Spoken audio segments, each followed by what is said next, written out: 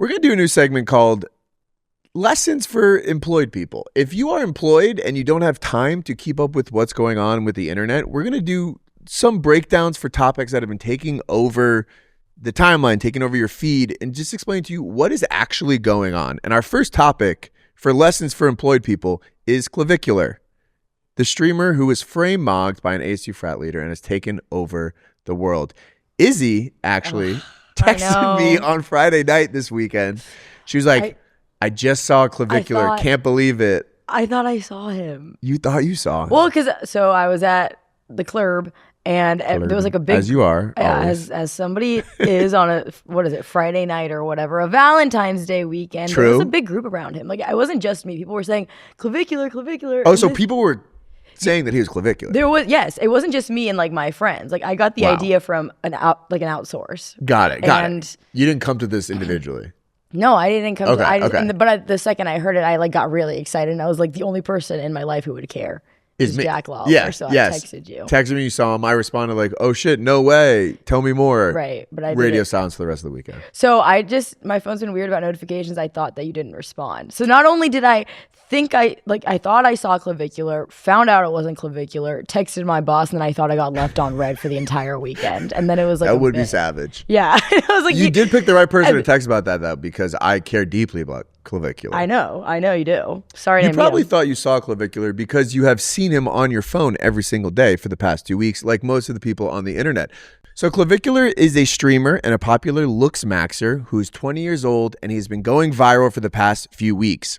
He has most recently been taking over the internet with clips from his streams that have been tweeted out with insane brain rot slogans. All right, so the most popular one that you've been probably seen is Clavicular was frame-mogged by an ASU frat star, which we will touch on in a bit. The term clavicular frame-mog actually became one of the top search terms on Google this year. That's how big the shit was. That's insane. Isn't that crazy? That is crazy. Partly because people are wondering, what does that actually mean? And we'll explain it a bit. Since his meteoric rise the past couple of weeks, he has been featured in the New York Times and Atlantic feature articles, and he's been on the Adam Freeland podcast, and he has claimed he makes $100,000 a month streaming. Wow. That's a lot of money a month. Let's kind of go through it a little bit. Like, who is he? What do some of these terms mean? And what has he been up to lately that you've been hearing? Just so you can know exactly what you're talking about. All right.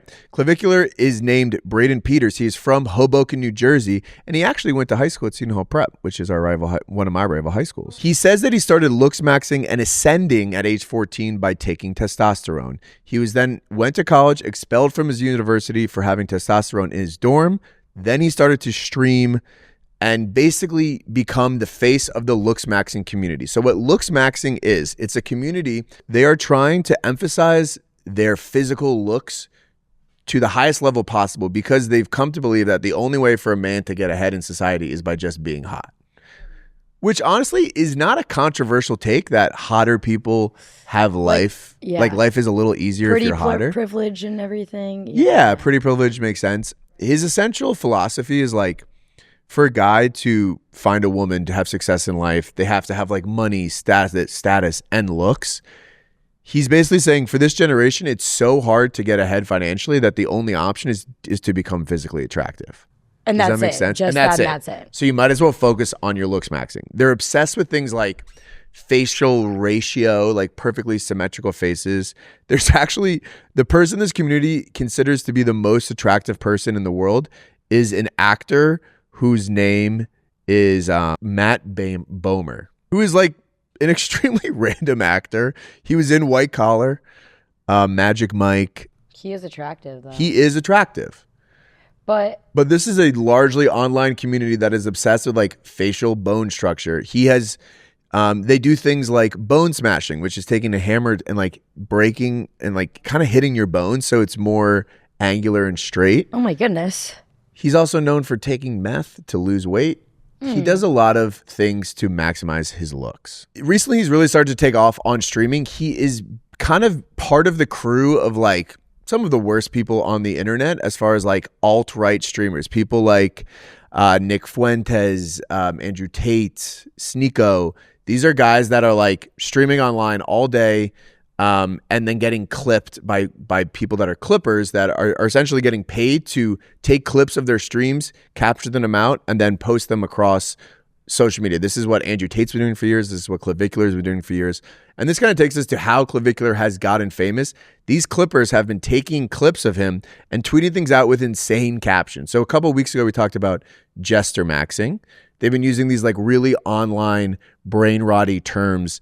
The biggest thing that we'll go through that he took off is Clavicular was frame mogged by an ASU frat star. So let's kind of break down what this means. He took a trip to Arizona. He visited Arizona State, and he was in a stream with a frat star, a guy that had a wide frame. So people were going crazy, basically saying he was frame mogged, which means the guy had a bigger frame than him. So we're going to go through what a few of these words mean. Mogging. Okay, so this started with the term alpha male of the group, a mog. This is like now become a thing where if you mog someone, you're like out doing something to them. Right, yeah. Do you remember the alpha male of the group? No, but I know what mogging is. Okay. Yes. Okay. So you were outshining another person. Yes. To frame mog is you were outshining them for framing. Their body. You can out mog people in various different things. In various ways. Yes. Okay, gotcha. Frame being like your shoulders and your brawniness. So like if I take a photo with somebody and they look way better than me, then they're mogging me. And they're mogging you, yeah, which you do not want to I do happen. not want to be caught getting mogged. There's been other terms like SMV, sexual market value, which is like, what is your market? What is your value in the sexual market? Like, are you hot? Are you rich? Like, do people want you? Foids and moids are basically male and female humanoids, which is kind of a way of just like referring to people. It's offensive. That one's really unnecessary. Like, It's honestly, unnecessary. I can get behind mogging. Like, I don't think there's a word Mogging for is that. fun. Like, you're outshining them, but like mogging's a little better. Like, this Right. is like, we had a word for. We had a word for it was boys called and girls and boys. Yeah. Yeah, like we don't have to. Gesturing is acting like a fool to entertain. All right, so it's actually a negative thing in the looks community. It's because you can't rely on your looks. You have to be a jester, right? Which is kind of my entire vibe. And then things like maxing and gooning are just like you're taking a word and adding maxing to the end of it. So for now, I like that. I like this. Here's the thing. Some of these words are very fun words to use. And like every generation has their own type of like slang and shit. So like it is fun to use sometimes. Mm-hmm. I think so. Clavicular has come out and said that like he doesn't really talk like this as much. These clippers are just kind of using these words to like kind of make fun of him a little bit. He said that he doesn't talk. He said he doesn't really talk I was like that. reading every He quote does from talk him. a little bit like he that. He talks like that. Yeah, I know. I think so. Basically, Clavicular is a guy that's been chronically online since he was like 14 years old. He he was I think a sophomore when COVID hit, which is a good example of like the generation of kids that was kind of around when these message boards and Reddit threads and TikTok and streaming became a really big thing and they were stuck indoors. He's been part of these communities for a long time. And now this is kind of how these people talk. Like he's like, if I want to go up the elevator, I'm like, let's second floor max. Part of the reason this is kind of taken over is people are like recognizing how like insane the way people are talking is and kind of treating this situation like it's very serious, which it is to me. And it is. Yeah. To me, it is very serious. So since he was frame mogged by the ASU frat leader, he has gone to a nightclub in Arizona where he got arrested for having a fake ID. So he's not even 21 years old. That was a big deal. He then went to New York City where he was assaulted at a nightclub. He appeared on the Adam Friedland podcast, and he stole a guy's girlfriend on Valentine's Day. He stole basically. Can we get some context for that? What do you mean? So basically, what he does is he will stream in the sense that like he will go around in the world, and people will just be like filming him and recording, and he'll just like talk to girls and like pick them up. So he basically talked to a girl who was on a Valentine's Day date with her boyfriend, and she like left her boyfriend to go with Clavicular into his van. And this was actually kind of funny. She got into like his van where like his crew hangs out, and he started talking to her, and she was like, this guy's weird, and just left the van. But the biggest thing that's been going viral is these frat leaders that have been accumulating to kind of take down Clavicular, which honestly, Clavicular's life must be very stressful, and that people are always trying to mog him. He's just always going around and people are just trying to outshine him. When you're at the top, they come for the king. That's the way it This goes. has such a weird like sci-fi undertone to all of this. I like, know. What you mean? Anyway. It's so yeah, but there's like other Chads appearing. And the biggest breaking news: the ASU frat leader who outframed him apparently was not even in a fraternity. He just appeared on his stream. He did not get a bid to join this fraternity, and he has just now been kind of taking advantage of these viral moments for viral fame. These are the stories that matter in today's world, okay?